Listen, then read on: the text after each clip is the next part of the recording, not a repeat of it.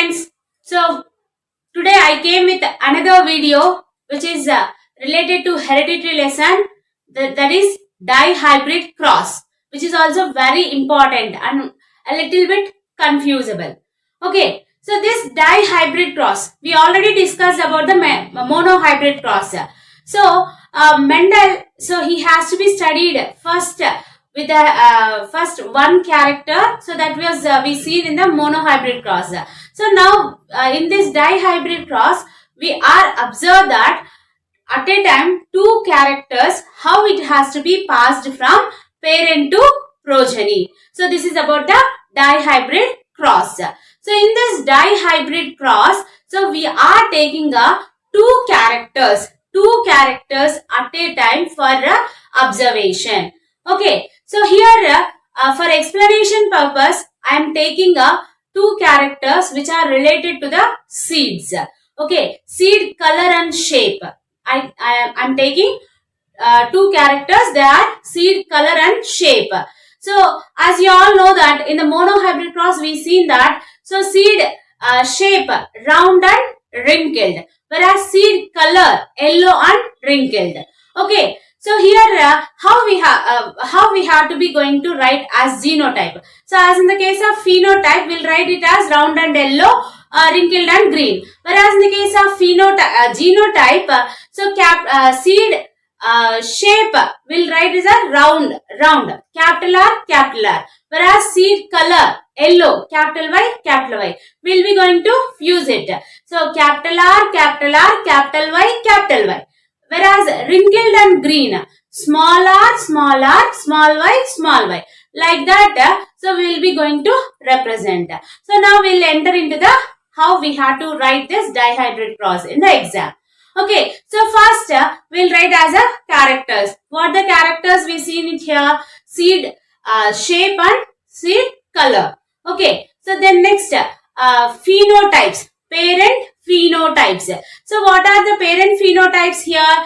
Round and yellow, wrinkled and green. Okay, round and yellow, wrinkled and green. Okay, so next we have to go with the parent genotypes. So I already told you capital R, capital Y. So for round and yellow. For wrinkled and green, small r, small y. So like that we write the genotypes. Okay, now what we are going for here? Cross-pollination. So cross-pollination of these two pure breeds. Okay, how in the sense cross-pollination in the sense we have to go for the gametes. So you all know that gametes is having only one factor for each and every character. So here how will be the gametes are formed? Here round and yellow. So for the round R, one R, and for the yellow, one Y. So capital R, capital Y, it has to be one gamete. Why? Because it will be homozygous condition. Okay. So next, if you are seeing that small r, small y. So this is also in a homozygous condition. So these are the gametes. So how will we go for this cross-pollination in the sense? As usual, by the process of emasculation. Okay, so by the fusion of these two gametes, resultant, what it has to be formed, capital R, capital Y, small y. So it is in the heterozygous condition. So what it has to going to express, so it will be expressed as round and yellow. So all the F1 plants are in round and yellow condition. Okay, so next, so only one generation it has to be, if we are hybridized, so it has to be expressed as round and yellow. So how it has to be passed into the next generation? So we have to know that in the sense we have to go for a self-pollination. Now we have to go for the self-pollination of F1 plants. So self-pollination of F1 plants. In that self-pollination, so we have to get the gametes. So see here it will be capital R, capital Y, small y. Here 4 different types of factors are present. So these 4 different types of alleles, it can able to segregate individually and it can able to fuse according to the law of segregation. So how the gametes will be formed in the sense, so here the capital R, it has the ability to fuse with capital Y and small y. Like the same way, this small r also, it can able to have the ability to fuse with the capital Y and small y. Like this, so four different types of gametes are formed. They are capital R, capital R, capital Y, capital R, small r, capital Y, small r, small y. So like this, four different types of gametes will be formed. So they are self-pollination. That's why 2R it has to be same type of gametes. So now we have to go for the fusion. So we can't able to fuse it like as a monohybrid. So that's why we'll go with the Punnett square board. So which is also called as checker board. In this checker board, so we have to be mentioned 5 rows and 5 columns. So 1 row and 1 column for gamete representation. Okay, so on the 1 row, we have to write, first row we have to write the gametes. Capital R, capital Y. So capital R, small r, capital Y, small r, small y. So as like the same order, we have to be write in the same column. Like this, we have to write the gametes. So then next, we have to move on to the fusion. So if you are going to fuse all those things, capital R, capital R, capital Y, capital Y. So capital R, capital R, capital Y, small y, capital R, small r, capital Y, capital Y, capital R, small r, capital Y, small y. So like this, we have to be fuse these twos. And after the fusion of these things, so we are getting 4 different types of characters.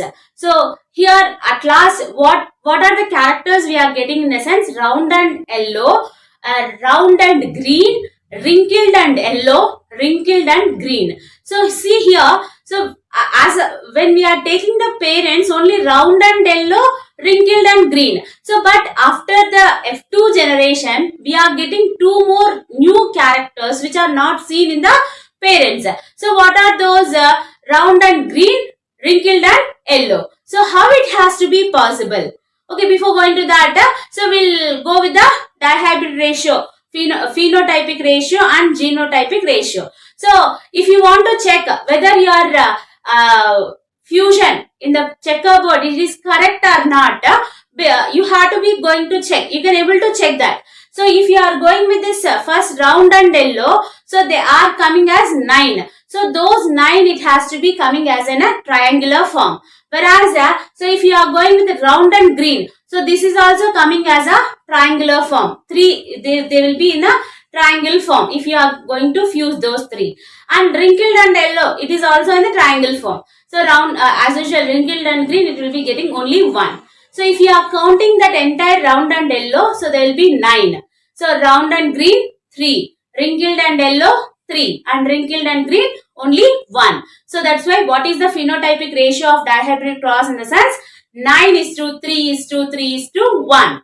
Whereas coming to the genotypic ratio, 1:2:2:4, 1:2, 1:2, 1. So it will be little bit confusion. So to remember like this, the entire sequence.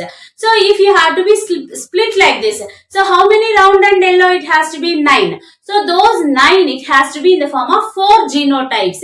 What are 4 genotypes? So those 9, that 9 it has to be divided into 1:2:2:4.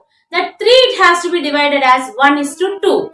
Another 3, 1:2. So as usual, last 1. So now we can able to remember that 1:2:2:4, 1:2, 1:2, 1. This is the genotypic ratio of dihybrid cross. Okay, so Mendel, after doing this dihybrid cross experiments, so he has to propose one more law. So what is that in the sense? Law of independent assortment. So what about what this law of independent assortment? It has to explain that in the sense. So in this, it has to explain the inheritance of more than one pair of characters. More than one pair of characters, it has to going for inheritance. The factors of each pair of a character, it can be assert independently of the other pair. It can be independently assert with the other pair. So because of that reason only, so we are getting new characters which are not seen in the parent. Okay, once again I am saying about the law of independent assortment. So listen carefully. So in the inheritance of more than one pair of character, so the factors of each pair of a character assorted independently of each other pair.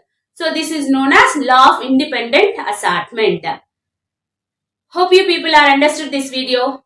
Please like and share the video. Thank you.